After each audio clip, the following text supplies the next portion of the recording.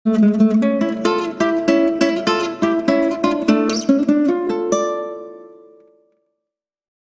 pendengar Novel Yuk, bersama kami yang akan menemani hari kalian agar lebih berwarna.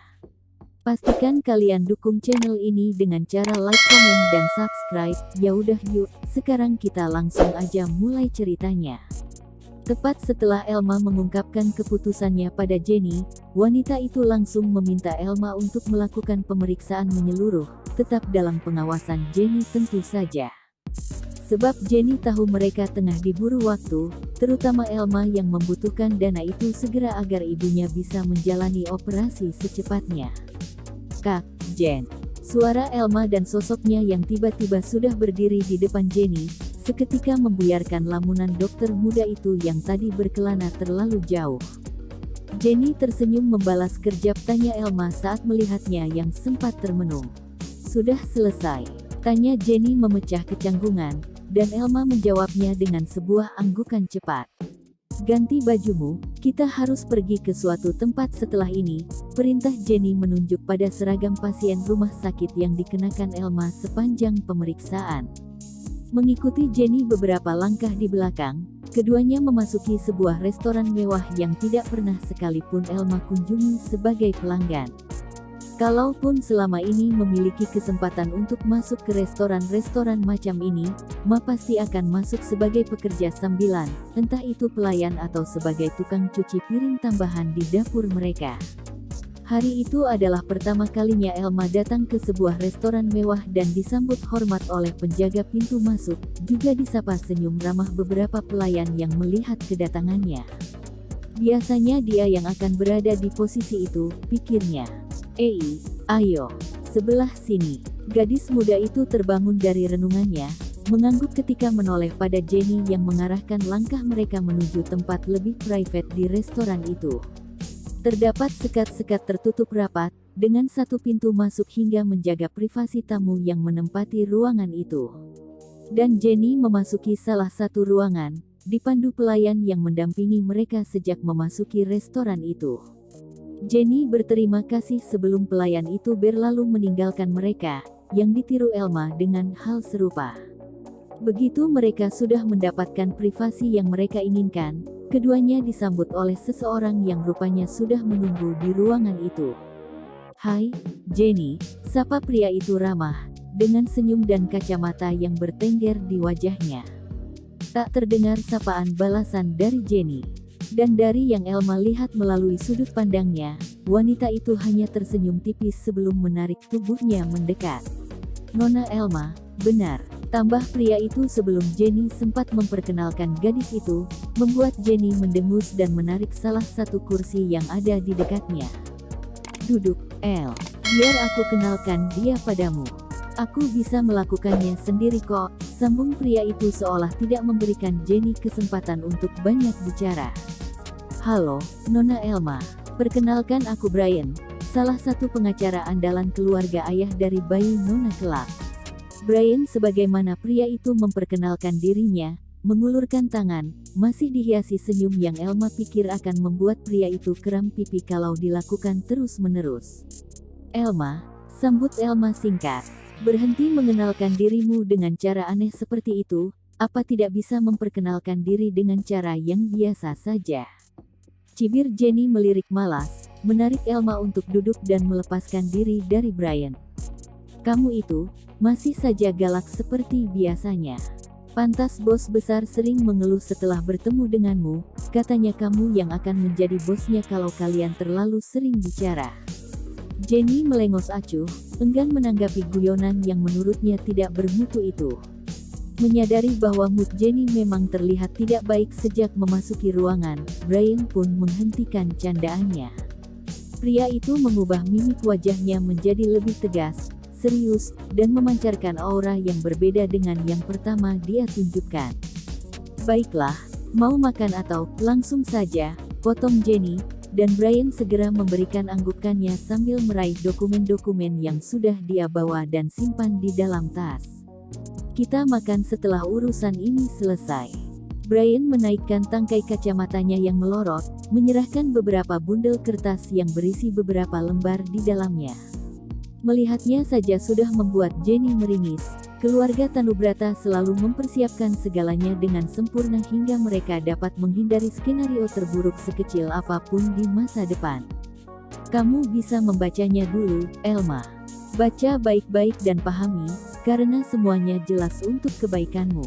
Kami tidak ingin kamu merasa dirugikan, untuk itu pastikan semua hakmu terpenuhi tanpa sedikit pun celah yang kurang. Elma menelan salivanya. Semua dokumen itu harus dia pelajari. Pelan-pelan saja, kami tidak akan meninggalkanmu di sini. Dan kalau ada hal yang ingin kamu tanyakan, saya akan dengan senang hati menjelaskannya. Setelahnya, Jenny banyak bersinggungan dengan Brian. Wanita itu mengangguk setuju dengan yakin, menaruh tangannya di atas punggung tangan Elma dan menggenggamnya erat, berusaha menyalurkan dukungan atas apapun yang pada akhirnya Elma putuskan. Entah itu menyetujui dan menandatangani semua perjanjian itu, atau justru sebaliknya. Pintu ruangan Liam diketuk saat pria itu tengah menerima telepon dari salah satu rekan kerjanya. Liam yang saat itu sedang duduk di singgasananya sengaja berdiri untuk membuka pintu ruangannya sendiri karena tidak bisa mempersilakan orang itu masuk dengan menggunakan suara. Kepala Liam bergerak sedikit begitu melihat Brian, memberi ruang untuk pria itu agar melangkah masuk dan meninggalkannya sejenak untuk kembali fokus dengan sambungan teleponnya. Hanya beberapa menit, hingga Liam menutup pembicaraan dan beralih pada Brian. "Kamu datang," sambut Liam setelah menjauhkan ponselnya dari telinga. Mengambil duduk di seberang sofa diduduki pengacara itu, yang pria itu membalasnya dengan senyum formal, mengambil sesuatu dari dalam tasnya dan menunjukkannya pada Liam. "Nona itu sudah menandatanganinya, mau lihat?" Tidak perlu. Aku percaya dengan apa yang kamu dan Jenny lakukan. Jadi itu sudah cukup." Brian mengangguk, memutuskan memasukkan berkas itu kembali ke dalam tasnya. "Lalu kenapa memanggilku kemari?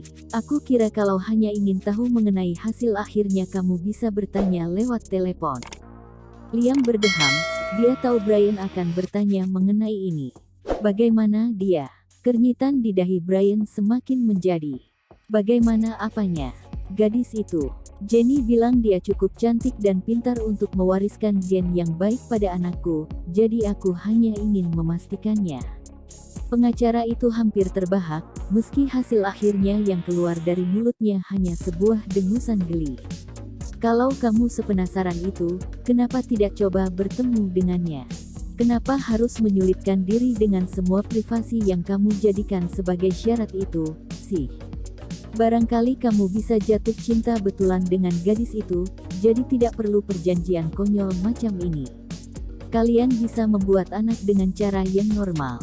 Mata Liam menyipit, memasang wajah dingin sebagaimana pria itu biasa tunjukkan pada orang-orang di luar sana. Tidak ada lagi kesan santai, dan itu berlaku ketika orang dekat yang diajaknya bicara sudah melebihi batas yang seharusnya pergi. "Aku sudah tidak butuh jawabanmu." Cepat-cepat Brian mengangkat tangan, tanda dirinya menyerah dan mengaku kalah. Dia kesini tentu bukan untuk bertengkar dengan sumber penghasilannya itu. Oke, aku minta maaf, tidak seharusnya aku mengatakan itu." Liam tak merespons, entah karena benar-benar sudah memutuskan untuk abai atau jual mahal karena Brian sudah menyinggung teritorialnya. "Biar aku ceritakan menurut sudut pandangku mengenai nona ini." Brian mengoceh, tak peduli dirinya didengarkan atau tidak, tapi sebenarnya dia yakin Liam diam-diam mendengarkannya dengan hati-hati, karena ini menyangkut calon anaknya. "Jadi seperti yang kamu tahu, Jenny tidak pernah salah menilai orang. Gadis ini cantik, masih sangat muda, tentu karena usianya baru 19 tahun. Dan dari yang aku lihat sepertinya dia sehat, meski kita masih tetap harus menunggu hasil rekam medisnya. Yang pasti seperti yang Jenny katakan, dia pintar, sangat gadis ini bisa mendapatkan beasiswa dengan kemampuannya di universitas manapun, tapi karena situasi dia terpaksa menolak dan berencana kembali mendaftar di universitas tahun ini." "Kenapa dia menolak? Got you." Brian benar-benar kembali berhasil mendapat atensi Liam lagi, kan? "Maaf, Tuan. Tapi itu bagian dari privasinya yang tidak boleh Anda tahu, ucap Brian dengan raut menyesal namun bertujuan untuk meledek. Liam hanya bisa mengembuskan napasnya. Dirinya sendiri tidak tahu kenapa sangat ingin mengetahui perihal gadis itu, padahal dirinya sendiri yang menyiapkan batas-batas mana yang harus dirinya ketahui dan mana yang tidak. Jawaban Brian tadi memang sedikit membuatnya kecewa, meski tidak sampai menjadikan Liam berniat melanggar apa yang sudah dia tentukan sendiri. Baiklah, memang seharusnya tidak bertanya banyak mengenai orang ini. Urusan kami hanya menyangkut bayi, dan cukup sampai di sana, ucap pria itu, seolah sedang meyakinkan dirinya sendiri. Kamu boleh pergi, Brian. Kali ini Liam mempersilakannya dengan cukup ramah, sebelum berdiri dan kembali ke mejanya, berkutat dengan kesibukannya kembali. Terima kasih sudah mendengarkan novel Yuk. Tetap semangat, jangan lupa like, komen dan subscribe.